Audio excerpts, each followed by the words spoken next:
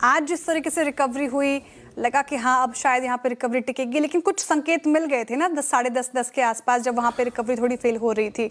अब देखिए निफ्टी मात्र 20 अंक ऊपर रह गया है। हालांकि बैंक निफ्टी में अभी भी स्ट्रेंथ है, 55,600 तक गए थे हम, लेकिन वो होल्ड नहीं कर पाए, वहाँ से फिर से थोड़ी सी रिट्रेसमेंट।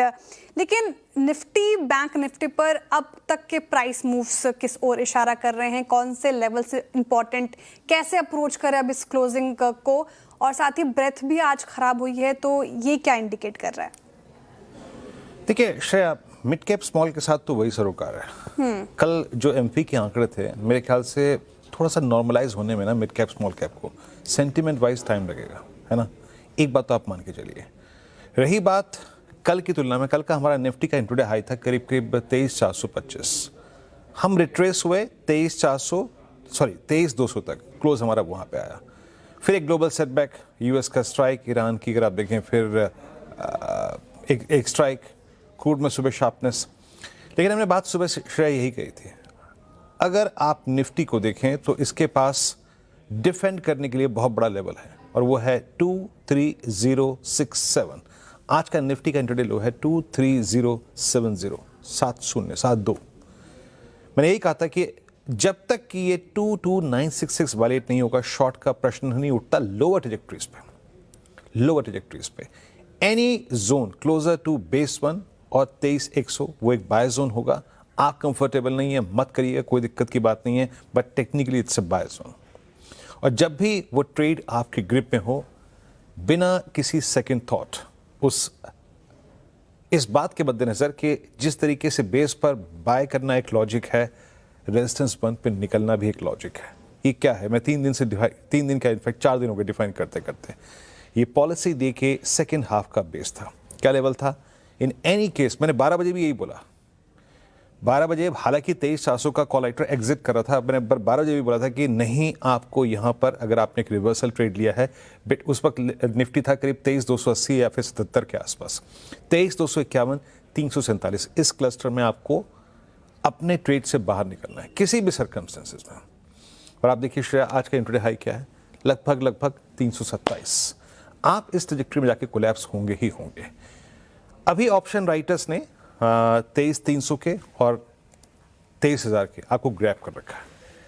मैं श्रेया अब जानते हैं इस वक्त क्या कहूँगा आपसे, कि इस वक्त अगर आपको सुबह एक बेहतरीन ट्रेड मिल चुका है, आप वेदर यू आर, मतलब आपने वो स्विंग लिया कि नहीं लिया, बट अब निफ्टी से भिड़ने का कोई मतलब नहीं है। Look at outstanding why between 23,300 और 400, करीब 1,20,00,000 कॉल खड़ी है यहाँ पर, और नीचे 23,100 की स्ट्राइक पे और 23,000 की स्ट्राइक पे लगभग 2 करोड़ कॉल खड़ी, पुट खड़ी है। तो मेरा मानना यही है श्रेया, एक ब्यूटीफुल ट्रेड बेस पर और आरएस पर आके जा चुका है। अब अगर एक्यूट स्ट्रेंथ मिलती है, वो मिलेगी 350 के ऊपर, जैसे कल मिली थी फर्स्ट हाफ में, देन स्कोप टुवर्ड्स 419। मैं इस मिड वे में neither a better risk reward ratio for short और लॉन्ग, ये चक्कर है श्रेया, इसीलिए यहां पे कोई ट्रेड नहीं बनता। Either way get a dip towards again 23,100, 23,070, 23,120, और एल्स लिव इट, और लेट इट ट्रेवल अबाउ 23,360, तब कोई बात करेंगे। But Nifty as of now एक बेहतरीन ट्रेड, एक बेहतरीन क्लस्टर देके जा चुका है इस वक्त श्रेया, और निफ्टी आईटी में कमजोरी है, इस बात को आपको मानना पड़ेगा, इसमें कोई दुराय नहीं है। निफ्टी आईटी तो काफी कमजोर, उसका भी एक इम्पैक्ट तो पड़ा ही होगा सर निफ्टी पर। अच्छा, बैंक निफ्टी लेकर आइए स्क्रीन पर, 175 अंक ऊपर है अभी हम यहाँ पर। हालांकि ये जो 55,600 का सर, ये हमने बात की थी, रेजिस्टेंस एरिया है यहाँ पर, तो वहाँ से उसको पार करना अपने आप में बड़ी बात होगी। वहाँ पे थोड़ी सी दिक्कत आ रही है, इसलिए वहाँ से फिर फिसला। तो अब क्लोजिंग के लिए कौन से इंपॉर्टेंट लेवल्स नजर आ रहे हैं आपको बैंक निफ्टी में, और निफ्टी के कंपैरिजन में तो अभी भी स्ट्रेंथ में है ये पर्टिकुलर इंडेक्स? बिल्कुल, देखिए श्रेया, पहले तो होता है पहले इंडेक्स, उससे पहले स्टॉक फ्यूचर्स को देखते हैं। हाँ। Whether it's ICICI bank, axis bank, Kotak bank और एचडीएफसी बैंक। पहली बात तो ये है, ये मैंने सुबह भी कहा था, फिर ये 8:30 पर हमने पल्स पर भी जिक्र किया कि बैंकिंग स्टॉक फ्यूचर्स का कल पूरा मार्केट कोलैप्स हुआ, but HDFC bank, ICICI bank, Kotak bank और आपका कोटक नहीं, एक्सिस बैंक, ये स्ट्रॉन्ग स्टैट्स कैरी करके गए थे, either short covering fresh bank.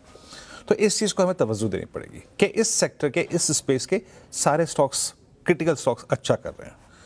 सुबह क्या बात हुई थी हमारी पैनल पे, CNBC आवाज का जो लेवल था कि हम नेगेटिव थॉट्स शॉर्ट के बारे में तब तक नहीं सोचेंगे जब तक कि हमारा वो क्लस्टर वायलेट ना हो जाए जो हमारा बेस 1 है, जिसको काटने के बाद मंगलवार को हमारी तेजी आई थी 1000 पॉइंट की। वो क्या था?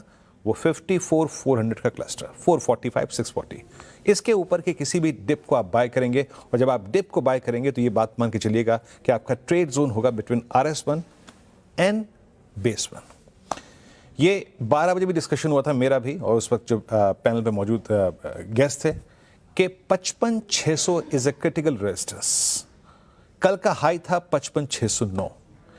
जब आप उस ट्रेजेक्टरी में ट्रेड को पिक करें, 55,500 और जो RS1 है इस जोन में आके जरूर निकल जाए, 500, 535, 600 इस जोन में निकल जाए। शायद अगर आप चार्ट्स को थोड़ा सा टाइम स्पेंड करें ना, आपको नजर आएगा कि सिंस May 1st वीक ये पूरा 55,500 और 600 का क्लस्टर जो है वो एक बहुत स्ट्रॉन्ग सप्लाई जोन है। और एक बात बताता हूं मैं आपको, जाइए टाइम स्पेंड कीजिए बैंक निफ्टी के चार्ट्स के साथ।